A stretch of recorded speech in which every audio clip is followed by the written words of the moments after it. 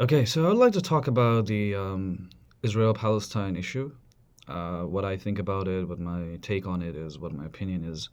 First and foremost, any kind of bloodshed, is something that I will not tolerate. Especially when innocent people who just want to, go through their lives, when they are victimized, right? I mean, people talk about October 7th. Yes, October 7th was something that happened, was wrong, was absolutely abhorrent.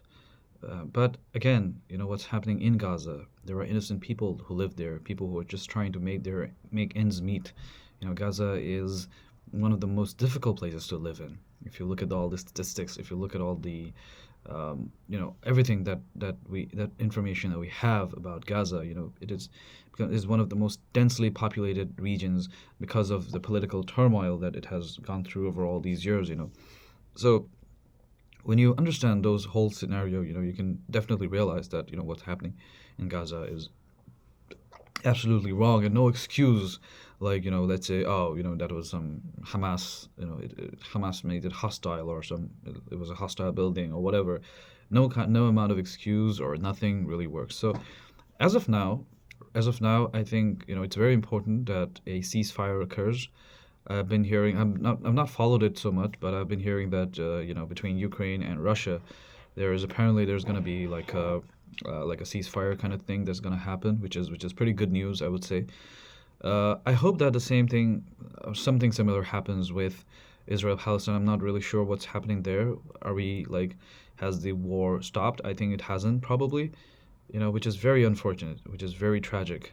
I mean, it is one of the biggest tragedies right now, the ongoing tragedies. I mean, there are plenty of them. There is Myanmar happening. I mean, there are also other issues that I'm probably not aware of right now. A lot of other conflicts, like Manipur conflict, is also one very serious conflict that we should look into.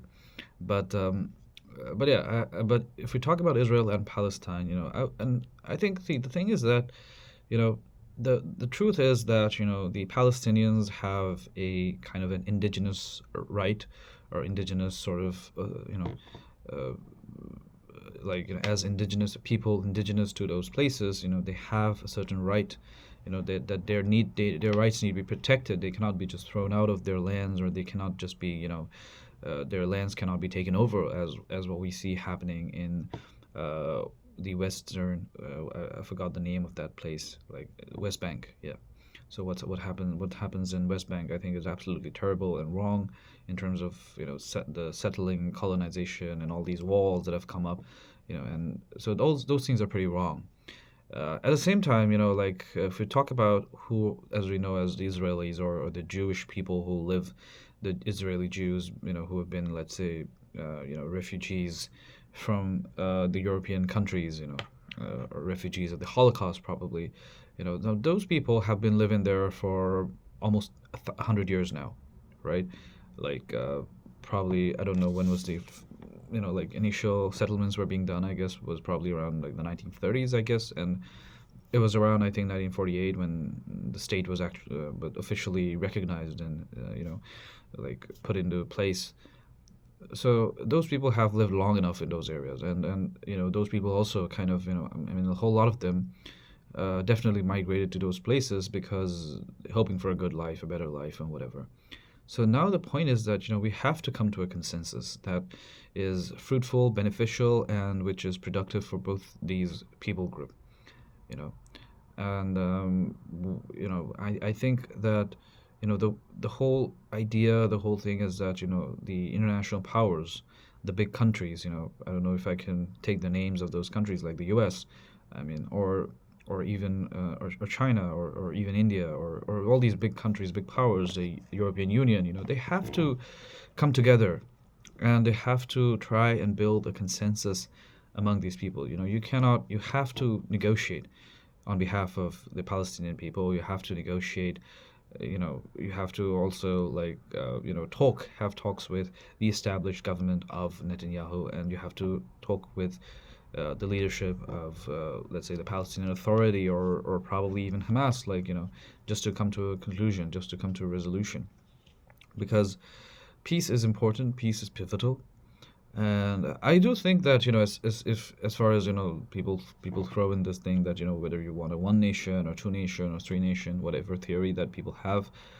Well, I can say that probably if we can create a two nation state system, probably based on the UN Charter of 1948, I guess it was, or which year I don't remember exactly, but maybe that could work. But again, that is all, again, something that not everyone kind of agrees to. We can also have like a one nation, we can have like a, just dismantle the whole idea of a separate Israel and Palestine. Maybe we can have a, different name for it altogether, like a new name for it, and we can sort of, start that new sort of concept.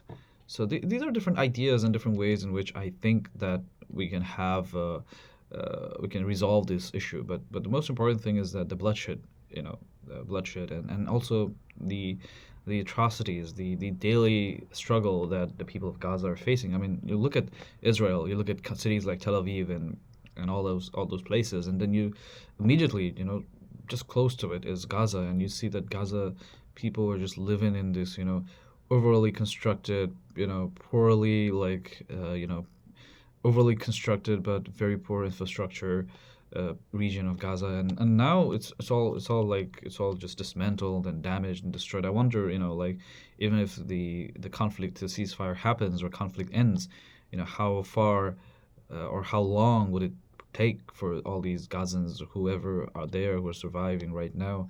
How long would it take for the to live a proper normal life, as a whole?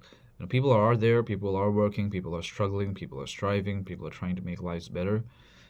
But you can only imagine how difficult life actually could be. Sometimes, I think when we are looking at things from a distance, we tend to sort of look at them as fables or stories. Like we forget the human angle to it, the human loss to it. I mean, just imagine yourself as this human being, being, like being succumbed to this violence, that you were not even prepared for. Probably you were not even aware of that happening. Imagine children, living with the horrors of war. I mean, I can't imagine that.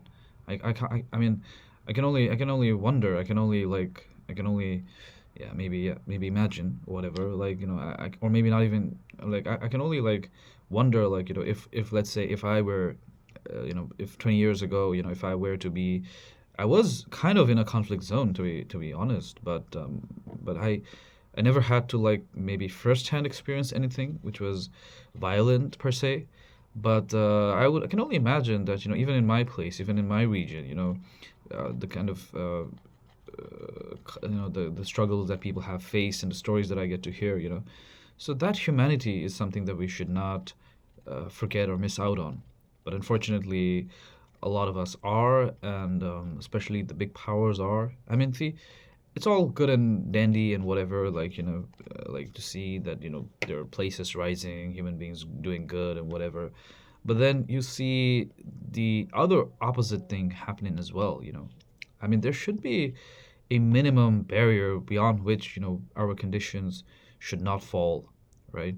There needs to be this particular level, that minimum level that needs to be maintained.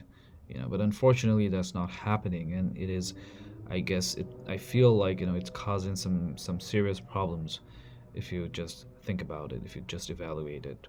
So all I can say is that, I hope that things get better. I hope that, we make a difference to our lives and to everything else that's happening right now. Yeah.